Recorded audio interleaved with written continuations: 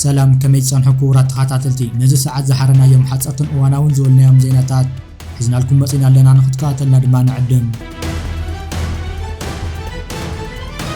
كيح بحر كاليتو نفاريتو أمريكا تفيا نفاريتو أمريكا وشومن تمعلتات راح نخلق جزء كاويو اس هيري ترومان استبهلت مركب نفاريتو أو كيح بحر تنصايفا خمس تفسير سلطان أمريكا جليسهم إتعرف إيه عشرة شومن تي سبور هيرين زولت في نفاريتو أبز حلف سولس كم مركب ترومان تلعيل أبزن صفوفات اللؤوان كاو قصر وصا أخوينا نتحدق خمس تقالعات حدا بعد سلطان أمريكا ومشاركته بيس زخانة CBS نيوز جليسو أو وشتان نفاريد نور خلت سرحيها تنفاريد كابت حدا قليل مقدات بطحيوم هيلو التنوك أي بحر طفيان زلوا نفرتوج نفسه وقف أساس $7 مليون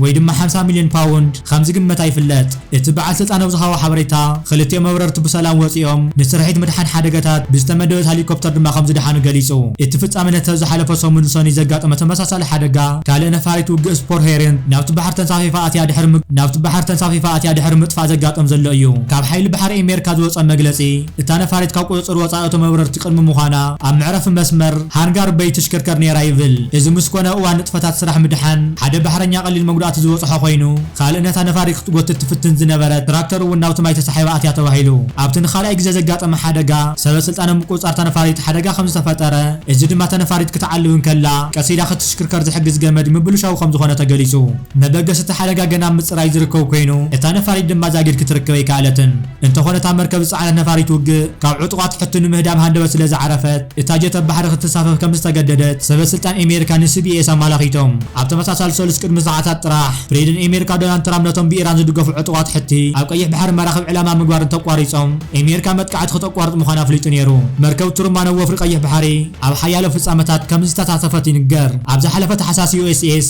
جيتسبرغ بيجيكا كابتن مركب الصعنة تنقص زنورت كال FS 10 شومن تزعينة نفاريتو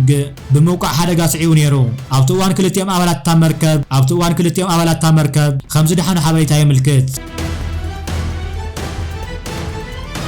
بخالي زيننا دما برهان بغزياو محدار تخصيصو خمس نور بوليس غليصو سبز سانه سب بزبل زفلت نطف محراو ميديا برهان غورو غورغسرو عغا مشتل قيد خمزه اتوه كوميشنر بوليس نبي سرغاغيصو مسخاخر عين نبي خمس حبرو وون اوت بوليس كوميشن تلاخ ابالات نبرهان خمن برغزو خمسه سدو غليصوم برهان مقله خاب طابيا بوليس كفل ختم عيدر زل بيت ماسرت كوميشن بوليس تاثير خمزه لون BBC كوميشن بوليس تግራይ ዝረخوا حبيتا ملاخيتو قدم حيدت معلتات بوليس كتما مقله اب لعلت ولقسب زناصر ዝተባሃለ መጥቃዕቲ ፈጽሞም ኢሉ ተጠርጠሮም ሰባት ኣብ ቀይዲ ከምዛተው BBC ሓቢሩ ኣሎ BBC ኮሚሽነር ጀነራል ሃብቱ ሚካኤል ሓቲቱ ከም ዘረጋገጾ ብርሃነ ገብረ ጎርግስ ብግዚያው መምሕዳር ተኸሲሱ ቀይዲ ኣትዩ ዘሎ ዝተኸሰሰሉ ጉዳይ ግን ብንጹር ሓበሬታ ይተዋሃወን ኣብዚ እዋን ድማ መቐለብ ጣብያ ፖሊስ ክፍለ ከተማ ዓይደር ኣብ ቤት ማእሰርቲ ከም ዝርከብ ገሊጹ ኮሚሽነር ፖሊስ ጀነራል ሃብቱ ጉዳይ ጻረ ስለ ዘሎ ሕግ ብዝፈቐደ ካይዳ ድማ ናብ ቤት ፍርዲ ክቐርብ ከም ዝኾነ ገሊጹ ካብ ዝወጻእ ማሕበራዊ ሚድያ ዘቕርብዎ ዘለዉ ሰባት ከከም ድሌቶም ዝብትንዎ ሓበሬታ ሓቃዊ መሰረት የውልን እውን ብምባለት ተሓሳሲቡ ብዛዕባ ተብዝሓለፈ ቀዳም ዝተኻየደ መጥቃዕቲ ብዝምልከት ዝተፋላለዩ ርእይቶ ክወሃብ ዝቐነየ ኮይኑ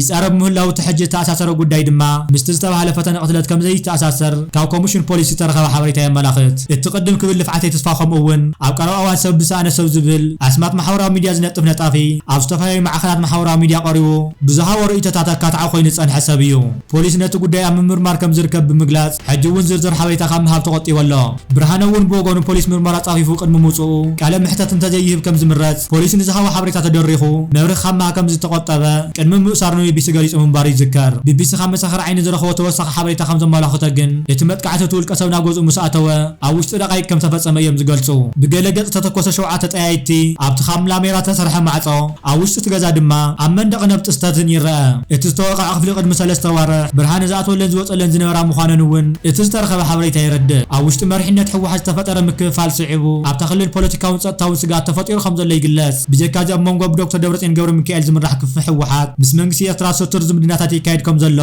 ብሰፊሕ ክግለጽ ጸንሐ ኮይኑ ብርሃነ ነቲ ዝምድና ብዝምልከት መርገጺ ዘንጸባረቐ ተደጋጋሚ ቃለ ምሕተት ከካይድ ተሰሚዑ ነይሩ ላይ ወገን መንግስቲ ኤርትራ እቲ ወግዓዊ ናይ ፌስቡክ ልሳን መንግስቲ ተሃገር ተገይሩ ዝሕሰብ ሰንተር ሪሰርች ፎር ዶክመንቴሽን ማእኸል ምርምርን ስነዳን ቅዱሳት ሃገራውያን ብዛዕባ ማእሰርቲ ብርሃነ ገብረ ገርግስ ሓቅ ምዃኑ ድሕሪ ምግላጽ መጠንቀቕቲ ሓዘል መልእኽቲ እውን ሓሊፉሎ እቲ ድህረ ገጽ ብመሰረት ዝጠቁ ሓበሬታ እቲ ኣብ ትግራይ ዝካየድ ዘሎ ቃልሲ እንዳጠንከረ ኣብ ዝኸደሉ ዘሎ እዋን ኣብ ውሽጢ ተለጢፉ ዘሎ ጽግዕተኛ ናይ ብልጽግና ሓይሊ ንኣክቲቪስት ብርሃነ ልፍዓተይ ኣብ ቀይዲ ኣእትይዎ ኣሎ ድማ ይብል። ኣብዚ ሰዓት ብርሃነ ኣብ ከተማ መቐለ ዓይዳር ፖሊስ ጣብያ እዩ ዝርከብ ዝበለ እዚ ወግዓዊ ልሳን መንግስቲ ኤርትራ ኣንጻር ብልጽግና ዝግበር ቃልሲ ግልጽ እንዳኾነ ይኸይድ ምህላው ዘመላኽት ተርእዮ እዩ ክብል ድማ ገሊጽዎ ኣሎ። እዚ ኣብ ልዕሊ ብርሃነ ገብረ ገርግስ ዝተፈጸመ ማእሰርቲ ድማ ይብል ሰንተር ሪሰርች ፎር ዶክሜንቴሽን ማእኸል ምርምርን ስነዳን ቅዱሳት ሃገራውያን ጉጅለ ብልጽግና ብርክብ ኤርትራን ትግራይን ኣብ ከቢድ ጭንቀት ተሸሚሙ ከም ዘሎ ሓደ መርኣያ እዩ ክብል ድማ ይገልጾ። ኣብ ዝሓለፉ መዓልትታት ዕሱባት ቆፂሩ ንብርሃነ ከቕንጽሎ ሃቂኑ እዩ ዝበለ እቲ መርበብ ሓበሬታ ሕጂ ድማ እቲ ነበረ ኣመራርሓ ጊዜያዊ ምሕዳር ትግራይ ኣብ ልዕሊ ብርሃነ ከቢድ ጽዕንቶ ንምሕዳር ቀይዲ ኣትዩ ናብ ፌደራል ፖሊስ ክርከብ ኣብ ምጥላብ ዝርከብ ክብል ድማ ይገልጽ። ንሰላም ዝኽፈል መስዋዕቲ ኩኒን ቁኒተ ነይረ ጾረና ነይረ ጾረና ሓሊፈ ሃዞሞ ዝበሃል ወፂ ዓዲ ቀይሕ ቀሪበ ነይረ ሆስፒታል ጾረና ኣነ ፍሪሰ ኣፍርሳ ሃይለ ዝፈልጦ ነገር ይነበረንን ህፃን እየ ኣፍሪሰ ብፈንጂ ገይረ ምህንድስና እየ ቤት ፍርዲ ኣነ ፍሪሰ ነዳድ ምዕደል ነይሩ ኩሉ ኣቃጢልና ሓኻተም ሓንቲ ነገር የገደፍና ኣላ ብዙሕ ሰብ ቅርኩ ለይኽእል እዩ ዝዘረባ እዚ እዚ ኣብቲ ሽዑ ዝነበረ ህፃን ኤርትራዊ ገዛ ገጠር ሙሉእ እናዘርና ዝነበረ ቆፋታትን ጎተራታትን እናፍረስና እኽሊ እናበተና እያ ትኸበርታታት ምጥለ ሻለቃ ገለ ኮነሬል እንካይልና እዮም ንሕና ንፈልጦ ነገር የብልና ተፃወትና ኣደቂ 10 ገዛ ኢና ማለት ካብ ገጠር ዝመፃና ኢና ፈልጦ ነገር ኣይነበረ ሕዚ ኤርትራውያን ዝፈፀምዎ ግን መስተ ንሕና ዝገበርናዮ ዘመጣጥን ነገር የለን እዚ ብስሩ ላባላፍ ዘእትዮ ኣነ ክብሎ ዝደለይኹ ኣብ ሕሉፍ እናቆዘምካ ሕሉፍ ካልኩሌት እናገ ንሱ ይተሓተት ንሱ እውን ኣካል ሚጥና ንገብሮ ኤርትራ እንታይ ትክሕስ ውልቀ ሰባት እዚ ዝገበርዎ እንተልዮም ሕዚ ኤርትራ ኣይኮነን ከመይ ተትብል ማየጠሉ ምምሕዳር ትራምፕ ዩክሬን መሬታ ንሩስያ ክትህብ ዝገብሮ ዘሎ ጸቕጢ ዘመናዊ ልመና ምዃኑ ጆ ባይደን ንቢቢሲ ዝሃቦ ቃል ገሊጹ። ፕሬዚደንት ሩስያ ቭላድሚር ፑቲን ዩክሬን ኣካል ሩስያ ምዃና ስለ ዝኣምን ገለ ክፋል መሬታ እንተተወሲዱ እቲ ኩናት ደው ክብል ኢሉ ዝሓስብ ሰብ ዓሻ ጥራሕ እዩ ክብል ባይደን ተሓሳሲቡ። ኣሜሪካ ከም ኣካል ተብ ልዕሊ ኢሚግሬሽን ትገብሮ ዘላ ስጉምቲ ኣብ ቀረባ እዋን ስደተኛታት ናብ ሊብያ ክሰጉግ ከም ትኽእል ሰበስልጣን ኣሜሪካ ገሊጾም። እቶም ስሞም ክግለጹ ዘይደልዩ ሰበስልጣን ኣሜሪካ ዝሰሙን ሰራሕተኛታት ፋብሪካ ሰራዊት ኣሜሪካ ዝሰሙን ስደተኛታት ብነፋሪት ናብ ሊብያ ምግዓት ጀሚሮም ከም ዘለዉ ሓቢሮም እንተኾነ ዝስጉምቲ እዚ ክተዕሊዑ ከም ዘሎ ይግለጽ ኣሎ። ሩስያን ዩክሬን ትማልሰሉ ሰብ ሕድሕድ ለይቲ ዕስለ መጥቃዕቲ ተለዋዊጠን እዚ ዝኾን ዘሎ ሩስያ ንኻልኣይ ኩናት ዓለም ንምጽምባል ዘቕረበቶ ምቁራጽ ተኹሲ ንምጅማር ሓደ መዓልቲ ዝተረፈ እዋን እዩ።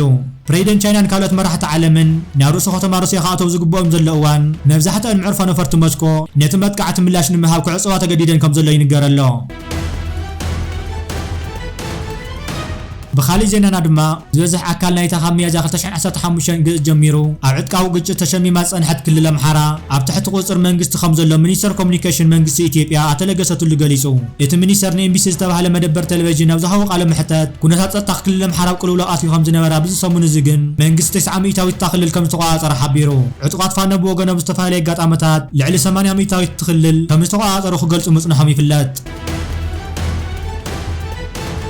بيت فرد كينيا تعاطب بكونتراباند رابطه هاجر كوت زفتونو سبات مقطع تبينو بيت فرد كينيا نتم بزي حقاو منقدي تعاطب خابطه هاجر كوت زفتونو 4 سنوات نحد عامت ماسر توي دما نوسو كفهم 7,700 كخفلو تزازم محلاليفو يتمرعت تطرات كل تبيل جماويان حدا فيتنام من حدا كينياوين كوينوم ناوتمو اوروبان كينيان زركبو اكب تعاطب خوصحوهم كم زبدو زتطرطرو اب تحت قيد مؤتاو غليصو نساتم بتخص غبننيات كوينوم تامينوم بيلجيميان نتم فليا تعاطب كم وقعوا اكوام كم زنبرو انصار حق خمسة مثلا من بيت فرد تزاربهم يتدانيا جنتهم زاكو بصاص كورات مخانم وحدات راح زي يكونس باش حز قصر مخانم تمال روع قليسو وحدات صاصمكاكم وقعوا خو صديق اليو حمشو صاص جن كنيه مزاناقعي ختبل دانيا نيجريتو قليصا علمنا بسنكس السعد روبركز ولو عينتات انسساسين الله نز خيد زن معقات غزي حج يختبل قليصا وسيخاد ما بيت فرد نخلو عبيتنا ناشن فطرات محلاو زخولو خغبر يختبل قليصا اتو كونتراباند نقد عبيت افريقيا صاص تقاللو خينو بقلنا قدو عباي بريطانيا نوسو كفم كسكام $120 يقمت بخالي زينانا دما ቅድሚ 3 ዓመት ዝሞተ ሰብ ኣብ ቤት ፍርዲ ቀሪቡ ቃሉ መሃው የዛረብ ኣሎ ካሪስ ፐርክዝ ዝተባሃለ ኣብ ግዛት ኦሪዛና ዝነብር ዝነበረ ኣሜሪካዊ ቅድሚ 3 ዓመት ኣብ ጽርግያ ዝተፈጠረ ዕግርግር ብጥይት ተሃሪሙ ከም ዝሞተ ይፍለጥ ኣብ መጀመርታ ናይ ዝወርሕ ግን ብሓገዝ ቴክኖሎጂ መስርሕ ፍርዲ ቀታሊኡ ተመሊሱ ባዕሉ መግለጽ ግዳይ ክህብ ተራእዩ ብኸመይ ግን ከምኡ ክኸውን ክኢሉ ዝብል ድማ ስድራቤት ከሪስ እቲ እናተረቃቐ ዝመጽእ ዘሎ ዘመናዊ ቴክኖሎጂ ተጠቂሞም እቲ ግዳይ ባዕሉ በገዛ ቃላቱ ብዛዕባ እቲ ህይወቱ ዝወሰደ ፍጻመ ክዛረብ ከም ዝገበሩ ገሊጾም ገለ ኺእላታት ድማ ዝኸምዚ ዝበለ ፍሉይ ጠቃቅማ ሰብ ሰርሖ ብልሒ መጻእ እንታይ ክመስል ከም ዝኽእል ዘርኢ ገለ ስጉምቱ ብምባል ከድድዎን ከለው ገለ ድማ ቴክኖሎጂ ኣብ ሕጋዊ ጉዳያት ምትእታውን ከሳሕዝ ዝኽእል እዩ ብምባል ስኩፍቶም ገሊጾም እታ ስድራቤት ነጥብ ዝተቆተለሉ እዋን ወዲ 37 ዓመት ዝነበረ ኣባል ፕሪክ ድምፂ ዝተቀድሐ ቪድዮ ምስልን ብምጥቃም ብኬኔታዊ ብልሕዋ ሄዳ ከም ዘቕረበት ሓፍቱ ስዊዝ ንቢቢሲ ሓቢራ ዝኸበርኩምን ዝኸበርክን ተኸታተልትና ነሳዕ ዝሓዝናዮም ሓበሬታታት ነቶም ክትከታተልዎም ጸናሕኹም ይመስሉ ነይሮም ኣብ ዝቕጽል ብኻልኦት ሓበሬታ ክሳብ ንራኸብ ሰላምና ትመነና በብዘለኹም ሰላም ንዓኹም ይኹን ሰላም